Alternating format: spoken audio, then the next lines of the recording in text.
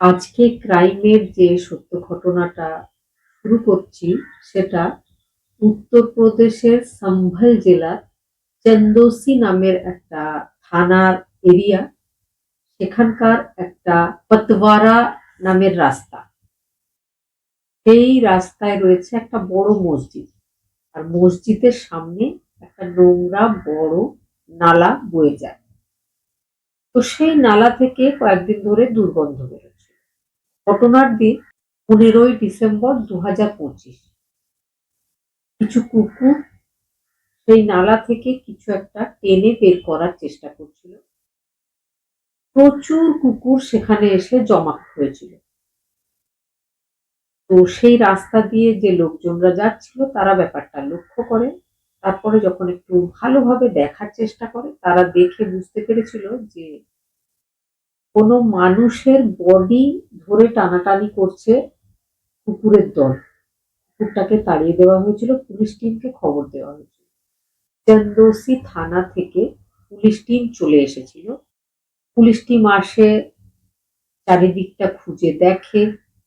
সেখান থেকে একটা ব্যাগ পাওয়া যায়, একটা বড় সুটকেস। সুটকেসের মধ্যে ছিল একটা ছেলেদের টি শার্ট, আর ছিল একটা বড় প্লাস্টিক প্যাকেট। এই প্লাস্টিকের ভেতরে ছিল একটা মানুষের শরীর, যেটাতে কিন্তু মাথা, হাত, পা ইত্যাদি ছিল না, শুধু ধড়টা ছিল। আর সেই প্লাস্টিকের ভেতর থেকে টেনে কুকুররা ওই ধড়টাকে বের করে টানাটানি করছিল। এবার পুলিশ টিম ধড়টাকে কালেক্ট করে, আর পাশেই যে ব্যাগটা ছিল সেটাকেও নিয়ে থানায় চলে যায়। 19 তারিখ থেকে 25 তারিখ পর্যন্ত চলে আসে পুলিশ টিম। বিভিন্নভাবে চেষ্টা করছিল যে মৃত মানুষের শরীরের কিছু অংশ পাওয়া গেছে তার পরিচয়টা আসলে কি। কিন্তু 5 দিন কেটে গেলেও কোথাও থেকে পুলিশ কোনো ক্লু খুঁজে পায়নি, বা কোনো লোকজন ওই ব্যাপারে জানতে পারার পর পুলিশ স্টেশনে এসে দেখাও করেন। বডিটা কিন্তু বেশ কিছুদিনের পুরনো বলেই দেখে মনে হচ্ছিল, কারণ বডিটা পচে যাওয়ার মতো অবস্থাতেই ছিল। পুলিশ বডিটার পোস্টমর্টম করায়। পোস্টমর্টম রিপোর্ট আসার আগে পুলিশ যেটা জানতে পারে যে বডির হাতের কিছু অংশ যে শরীরেই রয়েছে, সেখানে একটা ট্যাটু আছে। ট্যাটুতে যে মারা গেছে হয়তো সেটা তারই নাম। সেটা খুব সুন্দর করে রাহুল নাম লেখা ছিল। এবার পুলিশের কাছে মৃতর পরিচয় হিসাবে একটাই ব্যাপার জানা ছিল, সেটা ছিল রাহুল। রাহুল নামের কেউ একজন যদি কোনো থানা এরিয়াতে মিসিং থাকে, সেটা পুলিশ এবার বোঝার চেষ্টা করছিল। এবার পুলিশ জানতে পারে যে 24 নভেম্বর একটা মিসিং কমপ্লেন করেছিল রুবি নামের একজন মহিলা, যার বাড়ি উত্তরপ্রদেশের সম্ভল জেলার চুন্নি নামের একটা এরিয়া। সে নিজের মিসিং কমপ্লেনে লিখিয়েছিল যে 18ই নভেম্বর তার হাজবেন্ড হারিয়ে গেছে। তার হাজবেন্ডের নাম রাহুল। তার হাজবেন্ড একজন জুতো ব্যবসায়ী, ব্যবসার কাজে সে অন্য শহরে গেছিল, কিন্তু সে আর ফিরে আসেনি। 18 নভেম্বর থেকে 24 নভেম্বর পর্যন্ত তার বাড়ির লোকজন, তার শ্বশুর বাড়ির লোকজন তাকে খোঁজাখুঁজি করছিল। যখন খুঁজে পাওয়া যায়নি, তখন তার স্ত্রী চন্দৌসি থানাতে গিয়ে নিজের হাজবেন্ডের হারিয়ে যাওয়ার 6 দিন পরে মিসিং কমপ্লেনটা করেছিল। কিন্তু তার কোনো খোঁজ খবর পাওয়া যায়নি। 27 দিন পরে ওই বডিটা অন্য একটা এরিয়ার মসজিদের সামনের নালা থেকে উদ্ধার হয়েছিল। মহিলাকে পুলিশ স্টেশনে ডেকে পাঠানো। মহিলাকে বডির বিভিন্ন ফটো দেখানো হয়। বডির সাথেই সুটকেসে একটা টি শার্ট পাওয়া গেছিল, সেটাও দেখানো হয়। কিন্তু মহিলা বলে যে এটা তার হাজবেন্ডের বডির ছবি নয়, বা তার হাজবেন্ডের হাতে এই ধরনের কোনো রাহুল লেখা ট্যাটুও ছিল না। আর ওই যে টি শার্ট সেটাও তার হাজবেন্ডের নয়। কিন্তু পুলিশ টিমের কোথাও না কোথাও মনে হচ্ছিল যে ওই মহিলা মিথ্যা কথা বলছে। তার কথা বলার স্টাইল দেখে পুলিশের এটা মনে হয়েছিল। ইন্সপেক্টর মহিলার কাছে মহিলার ফোন নাম্বারটা চায়, তার কল ডিটেল চেক করা হয়। এদিকে মহিলার যে ফোনটা ছিল সেখানকার গ্যালারিতে ইন্সপেক্টর চেক করছিলেন। করতে করতে মহিলার সাথে মহিলার হাজবেন্ডের একটা ফটো দেখতে পাওয়া যায়। সেই ফটোতে কিন্তু সেই সেম টি শার্ট যেটা ওই ব্যাগটাতে পাওয়া গেছিল ডেড বডির সাথে, সেটাই পরে একটা ফটো দেখতে পাওয়া যায় মহিলার গ্যালারিতে, মহিলার হাজবেন্ডের সাথে মহিলা। পুলিশ টিম তাকে বলে যে আমরা তো চিনতে পারছি যে সেম টি শার্ট, আপনি কেন চিনতে পারলেন না? যাই হোক, মহিলা কোনোভাবে ঘুরিয়ে পেঁচিয়ে উত্তর দেওয়ার চেষ্টা করেছিল যে সে এই অবস্থায়, মনের অবস্থা তার খারাপ, সে চিনতে পারেনি, সে ভুলে গেছে তার হাজবেন্ডের এই টি শার্ট, কারণ বহুদিন আগের ছবি। কিন্তু পুলিশ কোথাও না কোথাও বুঝে ফেলেছিল যে এই মহিলা এই ব্যাপারটার সাথে নিশ্চয় জড়িয়ে আছে, কারণ মহিলার কথার স্টাইল দেখে পুলিশ টিমের এটাই মনে হয়েছে। মহিলাকে বাড়ি যেতে দেওয়া হয়। এবার মহিলার নাম্বারে কল ডিটেল যখন বের করা হয় তখন দেখা যায় যে মহিলা নিয়মিত ৪ জন ছেলের সাথে কথাবার্তা বলেন। একাধবার নয়, বারবার কথা বলেন, নিয়মিত কথা বলেন, লম্বা লম্বা সময় পর্যন্ত কথা বলেন। এবং মাঝে মধ্যেই ওই ৪ জনের ফোনের লোকেশন গুলো মহিলার লোকেশনের সাথে সেম থাকে। মানে তারা দেখা সাক্ষাৎ করে একসঙ্গে, বেশ লম্বা সময় পর্যন্ত টাইমও কাটায়। তবে বর্তমানে গত ১ মাস ধরে একটা বিশেষ নম্বর, নম্বরটা ছিল গৌরব নামের কোনো একটা ছেলের নম্বর। তার সাথে মহিলা গত ১ মাসে ১১১১ বার কল করেছিল। মানে দিনে এভারেজে প্রায় ৩৭ বার করে গৌরবের সাথে ওই মহিলা রুবি কথা বলেছিল। গৌরবের উপরেও সন্দেহ যায়, গৌরবের কাছে জিজ্ঞাসাবাদ হয়। গৌরব ছাড়া আরো যে ৩ জন ছেলের সাথে সেই মহিলার কানেকশন ছিল তাদের কাছেও জিজ্ঞাসাবাদ হয়। সবার কাছে জিজ্ঞাসাবাদ হয়। মহিলার বাড়িতে গিয়ে পুলিশ টিম সার্চ করে। সার্চ করতে গিয়ে একটা রড পাওয়া যায় মহিলার বাড়িতে, যেটাতে রক্তের কিছু দাগও ছিল। মহিলার বাড়িতেই হাতুড়ি পাওয়া যায়। মহিলার বাড়িতে একটা কাঠের চৌকি পাওয়া যায়, যাতেও রক্তের কিছু ছিটেফোঁটা পাওয়া যায়। মহিলার বাড়িতে একটা গ্রাইন্ডার বা একটা লোহা কাটার মেশিন পাওয়া যায়, সেটাতেও কিন্তু রক্তের কিছু দাগ ইত্যাদি ছিল। মহিলার উপরে সন্দেহটা পুলিশ টিমের পাকা হয়ে যায়। এবার মহিলার এক ছেলে ও এক মেয়ে ছিল। মেয়ের বয়স ১২, ছেলের বয়স ১০। তারা দুজনেই নাবালক নাবালিকা। তাও কিন্তু পুলিশ টিম তাদের কাছে হালকাভাবে জিজ্ঞাসাবাদ করে।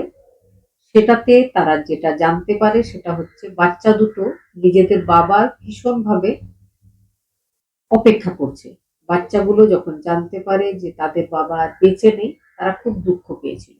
তারা বলেছিল তার মায়ের সাথে ৪ জন মানুষের সম্পর্ক রয়েছে। তারা মাঝে মধ্যেই মায়ের কাছে আসে, অনেক সময় কাটায়। তাদের জন্য দামি দামি চকলেট, কেক ইত্যাদি আনা হয়, তাদেরকে খাবার দেওয়া হয়, তাদেরকে বলা হয় অন্য কোথাও বসে টিভি দেখতে, বা তাদেরকে বলা হয় বাইরে বন্ধুর বাড়ি যেতে, খেলাধুলা করতে। তাদেরকে বাইরে পাঠিয়ে দেওয়া হয় ওই ছেলেরা বাড়িতে এলে। ৪ জনের নাম তারাও বলেছিল, যার মধ্যে গৌরব নামের একজনের নাম তারা বলেছিল যে আজকাল গৌরব নামের যে ছেলেটা, সে খুব বেশি আসছে তার মায়ের সাথে দেখা করতে।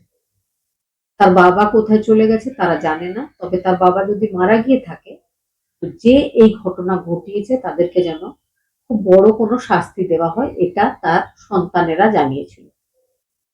এবার এই সমস্ত ব্যাপারের পরে সেই মহিলা রুবিকে অ্যারেস্ট করা হয়। রুবিকে অ্যারেস্ট করার পরে খুব বেশি চেষ্টা করতে হয়নি পুলিশকে। রুবি ধীরে ধীরে সবটা বলতে শুরু করেছিল। রুবি যেগুলো বলেছিল সেগুলো হচ্ছে 15 বছর আগে রুবির সাথে রাহুলের বিয়ে হয়েছিল। রাহুলের বাড়ি একটা গ্রামীণ এলাকায়, সেখানে রুবি আর রাহুল নিজের শ্বশুর বাড়িতেই সংসার শুরু করেছিল। তারপরে বিয়ের প্রায় 3 বছর পরে তাদের প্রথম সন্তান, তাদের মেয়ে হয়েছিল। তারপরে রাহুলের আর রুবির দুজনেরই মনে হয়েছিল যে ইনকামটা যদি বাড়াতে হয় তাহলে অন্য কোনো ব্যবসা করতে হবে। তাই রুবির বাপের বাড়ির এলাকায়, যেটা ছিল চুন্নি নামের ওই এরিয়া, সেখানে এসে থাকতে শুরু করে রাহুল, রুবি আর তাদের সন্তান। তারপরে সময়ের সাথে সাথে রাহুল একটা বেশ ভালো ব্যবসা, জুতোর ব্যবসা শুরু করে। শ্বশুর বাড়ি এরিয়াতেই তার জুতোর ব্যবসা হয়। সে একটা সময় একটা বাড়ি করেছিল, আবারও তার একটা ছেলে হয়েছিল, সুখের একটা সংসার তাদের। কিন্তু এই 15 বছরের মধ্যে বা বিয়ের আগেও রুবির সব সময় অসংখ্য বয়ফ্রেন্ড থেকেছে। বিয়ের পরেও কিন্তু সে নিজের এই বদঅভ্যেসটা পাল্টাতে পারেনি। সব সময় নিত্য নতুন লোকজনেদের সাথে সে মিশতো, কথা বলতো, সম্পর্ক তৈরি করত। হাজবেন্ড যখন যখন বাড়িতে থাকতো না, তখন তখন সেই পুরুষেরা বা সেই ছেলেরা তার সাথে দেখা করতে আসতো। কখনো তারা ম্যারেড বা কখনো তারা আনম্যারেড, কখনো তারা স্টুডেন্ট, নানা রকম তাদের বয়ফ্রেন্ড থাকতো। বর্তমানে তার 4 জন বয়ফ্রেন্ড ছিল। তবে গৌরব তার সব থেকে প্রিয় বয়ফ্রেন্ড ছিল, বা ঘটনার দিন সে গৌরবের সাথে দেখা করবে বলেই ঠিক করেছিল। গৌরব তার বাড়িতে এসেছিল। এবার বলি ঘটনার দিন, 18ই নভেম্বর 2025। রাহুল নিজের স্ত্রীকে বলে সে ব্যবসার কাজে শহর থেকে বাইরে যাচ্ছে 2 দিনের জন্য। 2 দিন পরে সে চলে আসবে। তবে রাহুল শহরের বাইরে যায়নি, এমনকি বাড়ির বাইরেও যায়নি। বাড়িরই এক জায়গাতে সে চুপচাপ লুকিয়েছিল। কারণ সে নিজের স্ত্রীর ব্যাপারে অনেক কথা লোকজনের কাছে শুনছিল। সে নিজের স্ত্রীকে হাতে নাতে ধরতে চাইছিল। তার স্ত্রী ভেবেছিল যে হাজবেন্ড বাড়িতে নেই। স্ত্রী নিজের বর্তমানে সব থেকে প্রিয় যে বয়ফ্রেন্ড গৌরব, তাকে খবর দিয়েছিল যে আমার হাজবেন্ড 2 দিন বাড়িতে নেই, তুমি আজকে রাত্রিবেলায় এসো, আমার সাথে দেখা করো। গৌরব রাত্রিবেলায় 12টার সময় চলে এসেছিল নিজের প্রেমিকা রুবির সাথে দেখা করার জন্য। রুবি নিজের ছেলে মেয়ে দুজনকেই ঘুম পাড়িয়ে দিয়েছিল। নিজের বেডরুমে গৌরবকে নিয়ে সে আপত্তিজনক অবস্থায় ছিল। এমন সময় তার হাজবেন্ড রাহুল সামনে এসে দাঁড়ায়।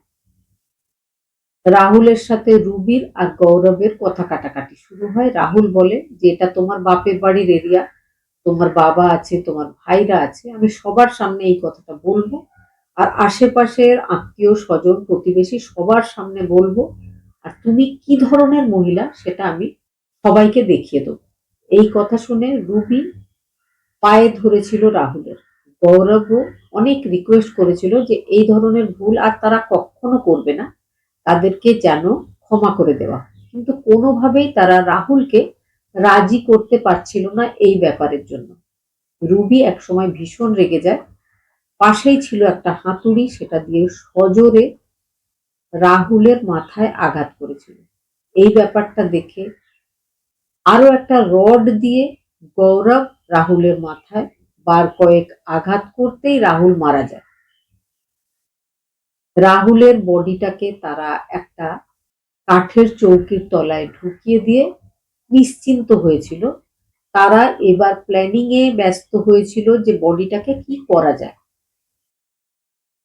শীতকাল, সেই জন্য বডিটা কিন্তু খুব তাড়াতাড়ি নষ্টও হয়ে যাচ্ছিল না। তারা নেক্সট ডে ঘন্টাঘর নামের একটা মার্কেটে যায়। মার্কেট থেকে গিয়ে দুটো ব্যাগ কেনে। একটার দাম 450 টাকা, অন্যটার দাম 700 টাকা। ইউপিআই থেকে জিনিসগুলোর পেমেন্টও করে দেওয়া হয়। কিছু প্লাস্টিকের বড় বড় ব্যাগ কেনা হয়, আর কেনা হয় লোহা কাটার একটা মেশিন। সব জিনিস নিয়ে তারা বাড়িতে চলে এসেছিল। বাড়িতে আসার পরে লোহা কাটার মেশিন দিয়ে খুব কম সময়ের মধ্যে বডি থেকে পা, হাত আর মাথাটাকে আলাদা করে ফেলা হয়। একটা ব্যাগে প্যাক করা হয় ধড়, আরো একটা ব্যাগে মাথা, হাত, পা ইত্যাদি প্যাক করে ফেলা হয়। দুটো ব্যাগের মধ্যে ঢুকিয়ে দেওয়া হয়। এবার তারা বাইরে বেরিয়ে সব জায়গায় চেক করে দেখে কোন কোন রাস্তায় সিসিটিভি নেই, তাহলে সেই রাস্তা ধরেই কিন্তু বডিটাকে ফেলে দেওয়ার কাজটা করতে হবে। তারা সেটাই করে। গৌরব আর রুবি দুজনে মিলে একটা বডি, যেটা পাওয়া গেছিল মসজিদের সামনের নালায়, সেটা ছিল তাদের বাড়ি থেকে ৮০০ মিটার মতো দূরে। তারা নিজেদের বাইকে ওই ব্যাগটাকে নিয়ে গিয়ে রাতের অন্ধকারে সেই নোংরা নালায় ব্যাগটাকে ফেলে দিয়েছিল। আরো একটা ব্যাগ, সেটা তারা প্যাক করে ১৩০০ টাকা দিয়ে একটা ট্যাক্সি ঠিক করে। তারা দুজনে গঙ্গা স্নানে যাবে বলে ওই ব্যাগটাকে নিয়ে চলে যায় রাজঘাটের গঙ্গা নদীতে। সেখানে গিয়ে তারা গঙ্গা স্নানও করে আর বডির বাকি অংশটা ফেলে দিয়ে আসে সেই গঙ্গাতে। সেই অংশটা শরীরের কিন্তু এখনো পাওয়া যায়নি। আর বাকি যে ধড়টা পাওয়া গেছিল, সেটা পাওয়া যাওয়ার পরেই কিন্তু পুলিশ এই সমস্ত তদন্ত করে রুবিকে আর গৌরবকে অ্যারেস্ট করেছিল। বাকি অংশগুলো খোঁজার জন্য রাজঘাটের গঙ্গার সেই এলাকাতে অনেক তল্লাশি চালানোর পরও কিন্তু সেই দ্বিতীয় ব্যাগটা উদ্ধার করা যায়নি।